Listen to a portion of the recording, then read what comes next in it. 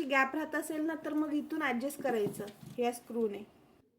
बघा पुन्हा बघा, मागे पुढे या पद्धतीने आपल्याला निडल फिरवायची आहे. आणि धागा कसा फिरवायचा आहे, आपण घड्याळाच्या काट्याप्रमाणे. नमस्कार, मी पूजा नवले स्वागत करते तुमचं पुन्हा एकदा आपल्या नवीन व्हिडिओमध्ये. तर आज आहे आरीवर्कचा दुसरा दिवस आणि आज आपण बघणार आहोत आपल्या रिंगला कापड कसं लावतात आणि चेन स्टिच कशी करतात. तर हे दोन टॉपिक आहेत, हे आज आपण बघणार आहोत. तर सुरुवात करूया आपल्या व्हिडिओला आणि बघूया आपण रिंगला कापड कसं लावायचं ते. चला. तर बघा या पद्धतीने आपल्याला रिंग येते आणि याला 4 असे पाय येतात.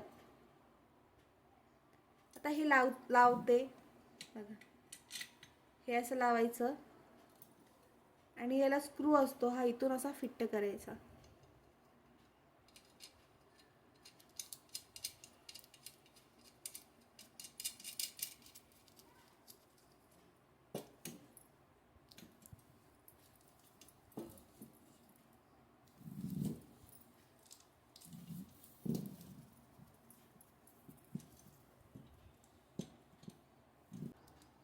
तर हा बघा इथे असा स्क्रू असतो, ज्याला आपण आपली रिंग लावून बघायचं आहे. जी रिंग आपली आहे ही याला टाईट बसते की नाही, आणि आपली रिंग जशी बसेल तसं इथे ॲडजस्टमेंट करायची असते. म्हणजे कधी कधी काय होतं की आपल्या रिंगमध्ये अशी गॅप राहते, रिंग लावली ना की अशी गॅप राहते इथे, हे असं आकुडलेलं जातं किंवा मग असं आकुडलं तरी पण आपल्या रिंगमध्ये गॅप शिल्लक राहते. तर मग ती गॅप घालवण्यासाठी हे स्क्रू आहेत 2 इथे, यांनी आपल्याला ॲडजस्ट करायचं असतं असं. आता माझं हे ॲडजस्ट केलेलं आहे त्याच्यामुळे मी त्याला हलवत नाही आहे. बघा पूर्ण अशी राऊंड होईपर्यंत, आपल्या रिंगला फिट्ट बसेपर्यंत हे आपल्याला असं ॲडजस्ट करावं लागतं. इथून कमी जास्त करायला लागतं. हे बघा, जर आपल्याला मोठा हवा असेल तर इथून हा स्क्रू आहे हा इथपर्यंत आणायचा आणि मग हा स्क्रू परत फिट्ट करायचा, म्हणजे तो फिट्ट करत जायचा, हा सेकंडवाला स्क्रू. आणि जर आपल्याला हे असं थोडंसं असं हे जवळ करायचं असेल तर हा स्क्रू आहे हा इथे आणायचा आणि हा स्क्रू पुन्हा असा इथून टाईट करायचा. म्हणजे व्यवस्थित असं गोल आपल्याला रिंगला फिट्ट बसेल असा हा रिंग आहे ही ॲडजस्ट करायची आहे. सॉरी, पूर्ण आपल्या रिंगला फिट्ट होईल असा हा स्टंट ॲडजस्ट करायचा आहे. बघा ही रिंग आहे ना, ही पूर्ण प्रॉपर अशी प्लेन बसली पाहिजे. बघा जर इथून जर अशी गॅप राहत असेल ना तर मग इथून ॲडजस्ट करायचं या स्क्रूने. इथे जो स्क्रू आहे ना याने ॲडजस्ट करायचं आणि पूर्ण प्लेन बसेपर्यंत आपल्याला हा स्टँड आहे हा ॲडजस्ट करून घ्यायचा आहे. सुरुवातीलाच करावा लागतो, नंतर ॲडजस्ट करायची गरज नसते. फक्त सुरुवातीला जेव्हा स्टँड नवीन असतो तेव्हा आपल्याला हा ॲडजस्ट करावा लागतो. तर आता ही रिंग आहे बघा, ही आहे बाहेरची रिंग आणि ही आहे आतली रिंग. आतली रिंगला कोणताही स्क्रू नसतो आणि ही बाहेरची आहे याला स्क्रू असतो असा.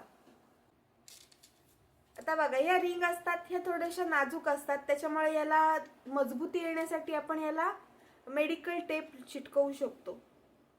बघा मेडिकल टेप लावली ना हे अजून थोडंसं मजबूत होतं आणि तुटण्याची शक्यता थोडी कमी होते. आणि सेकंड रिझन असा आहे की जेव्हा आपण वर्क करतो तेव्हा आपलं कापड असतं हे डॅमेज होत नाही. कारण बघा हे असतं ना, ह्याला थोडंसं असं हे लाकडाचं असल्यामुळे थोडंसं असं हे असतं, टोकं टोकं वगैरे असतात, त्याच्यामुळे आपलं कापड डॅमेज होऊ शकतं. तर त्याच्यामुळे सुद्धा याला मेडिकल टेप लावा.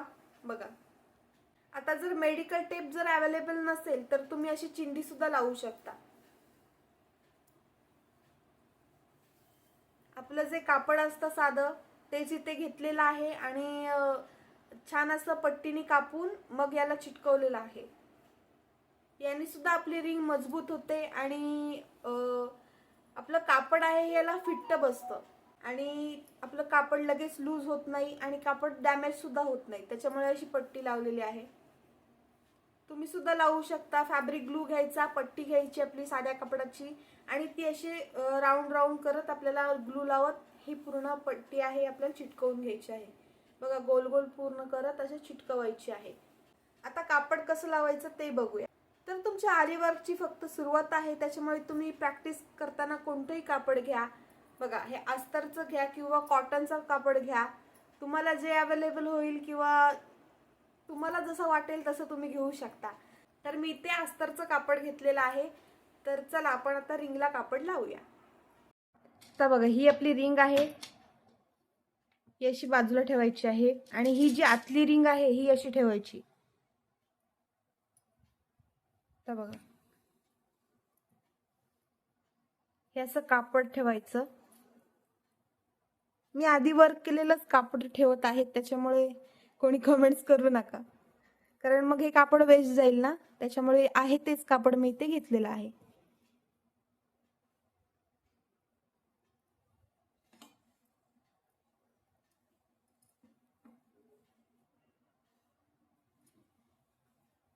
बघा हे असं कापड ठेवलं. आता ही जी वरची रिंग आहे आपली ती अशी ठेवायची आहे आणि अशी दाबायची आहे.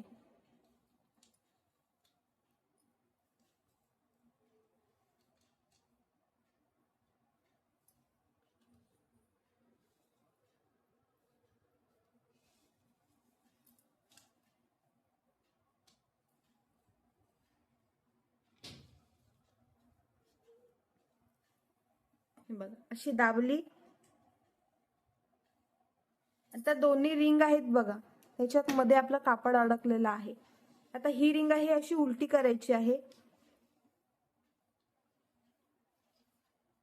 आणि बघा असं ओढायचं आहे.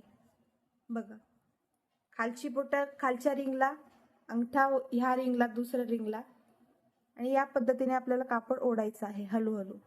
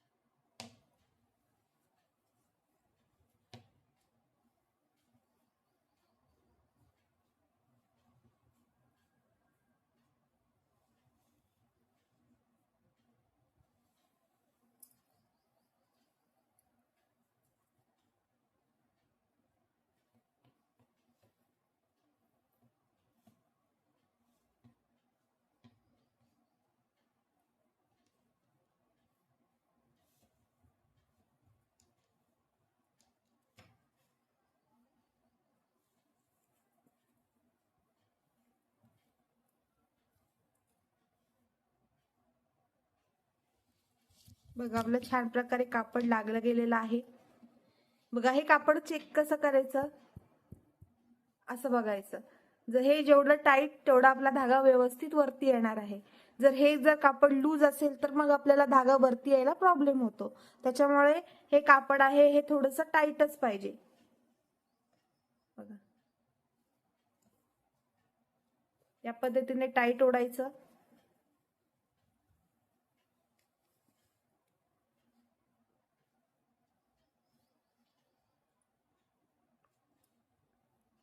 इथे चावी आहे, थोडीशी अशी फिरवायची टाईट, पुन्हा कापड ओढायचं.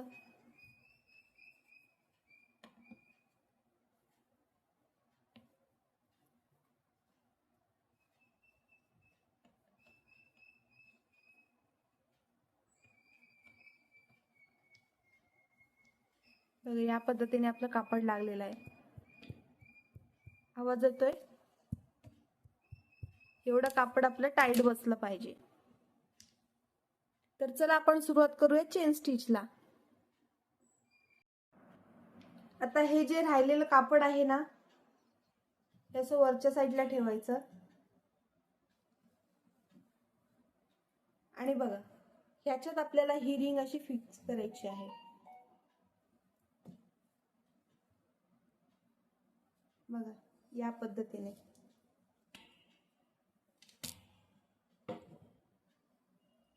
आपण रिंगच्या मध्ये हा स्टँड ठेवलेला आहे, या पद्धतीने आपण बसवलेला आहे. बघा हा स्टँड आहे आणि आपण त्याच्यावरती अशी रिंग लावलेली आहे.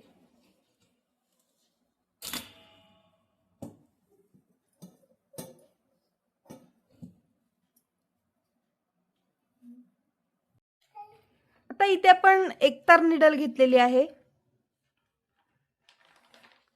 आता ही वर्क करताना पकडायची कशी बघा. आपल्या मधल्या बोटाचा जोर आहे हा असा इथे द्यायचा. त्याच्यामुळे काय होतं, आपली निडल आहे ही सरळ उभी राहते आणि आपल्याला वर्क करताना निडल पूर्ण सरळच पकडायची आहे. बघा पूर्ण एकदम सरळ आपल्याला निडल पकडायची आहे. बघा या 4 बोटांचा वापर आपल्याला निडल पकडताना करायचा आहे.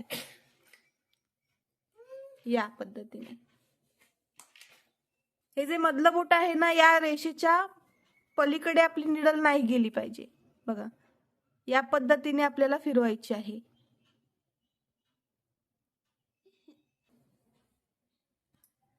इथे पण आता जरी थ्रेड घेतलेला आहे. बघा इथे हा जरी थ्रेड घेतलेला आहे. याला असं डबल करायचा, पुन्हा याला डबल करायचा, म्हणजे बघा डबलचा डबल, म्हणजे इथे आपले 4 धागे होतात. तर इथे गाठ मारायची आहे आपल्याला.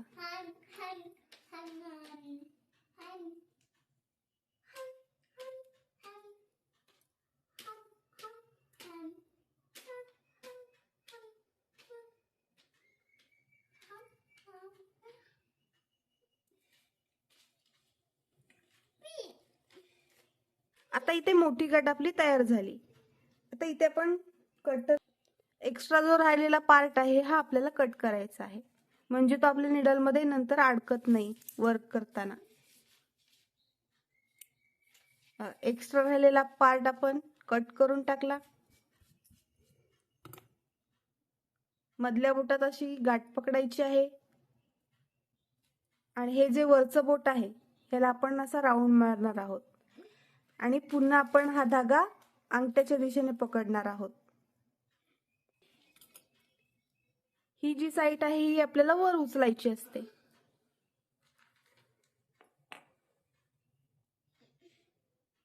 बघा आपण निडल सरळच पकडायची आहे.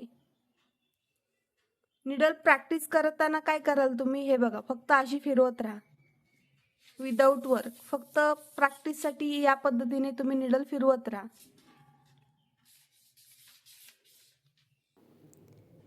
बघा आपल्याला निडल फिरवताना कशी फिरवायची आहे, सी शेप मध्ये फिरवायची आहे. बघा हे सुईचं टोक आहे मागे पुढे.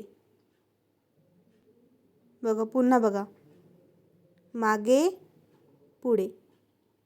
या पद्धतीने आपल्याला निडल फिरवायची आहे. आणि धागा कसा फिरवायचा आहे, आपण घड्याळाच्या काट्याप्रमाणे अर्धा फिरवायचा आहे. म्हणजेच काय, आपल्या निडलच्या टोकाला धागा आपल्याला अडकवायचा आहे. निडलचं टोक ज्या साईडला त्या दिशेने आपल्याला धागा अडकवायचा आहे निडलच्या टोकाला. आता बघा आपण धागा मगासारखा पकडला, निडल खाली पंच केली. बघा निडल मधून धागा आपण वर काढला.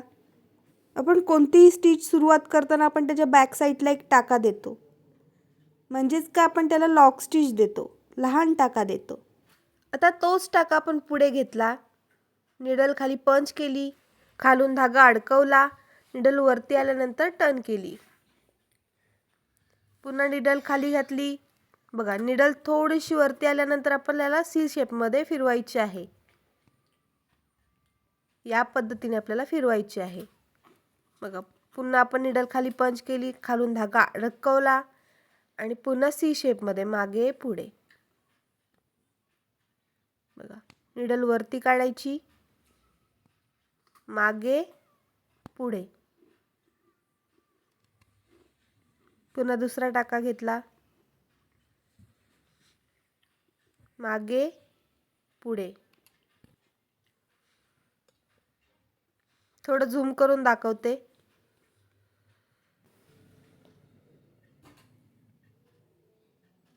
बघा पुन्हा आपण निडल मध्ये धागा घेऊया, निडल खाली पंच केली, घड्याळाच्या काट्याप्रमाणे आपण धागा अडकवला आणि निडल मागे पुढे. बघा खूप सोपं आहे, खूप सिंपल आहे. फक्त प्रॅक्टिस करायचा विषय आहे. बघा, निडल पूर्ण प्रॉपर फिरली पाहिजे तरच तुमचे टाके पुढचे नेक्स्ट येणार आहेत. जर निडल पूर्ण प्रॉपर फिरवलीत नाही तर तुमचा टाका नेक्स्ट येणार नाही किंवा आपला धागा वरतीच येणार नाही दुसऱ्या टाक्यातून. त्याच्यामुळे पूर्ण आपल्याला निडल आहे ही फिरवायची आहे. त्याचप्रमाणे आपल्याला खालून धागासुद्धा एकदम टाईटली पकडायचा नाही, नॉर्मल पकडायचा आहे. एकदम सॉफ्टली दोन्ही हाताने आपल्याला वर्क करायचं आहे. जर खालून धागा जास्त खेचत राहिला तर ते वरती टाका येणार नाही किंवा निडल फिरवलीत नाही तर मग टाका तरीसुद्धा आपल्याला व्यवस्थित येणार नाही. त्याच्यामुळे बघा, निडलमध्ये टाकासुद्धा व्यवस्थित अडकवायचा आहे आणि आपल्याला वरून निडल फिरवतानासुद्धा प्रॉपरली सी शेपमध्ये म्हणजेच अर्धा वर्तुळ आपल्याला फिरवायची आहे. बघा, पूर्ण जेव्हा पाठी जाईल तेव्हाच निडल तुमची फिरणार आहे, नेक्स्ट टाका येणार आहे.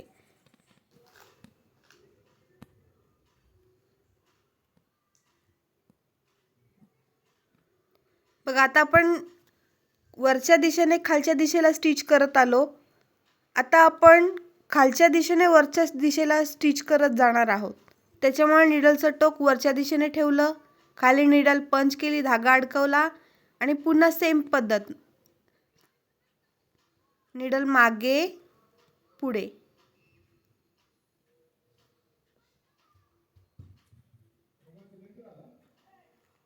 बघा, सुईचं टोक हे आपण वरच्या दिशेला ठेवलं कारण आपण वरती स्टिच घेत चाललोय.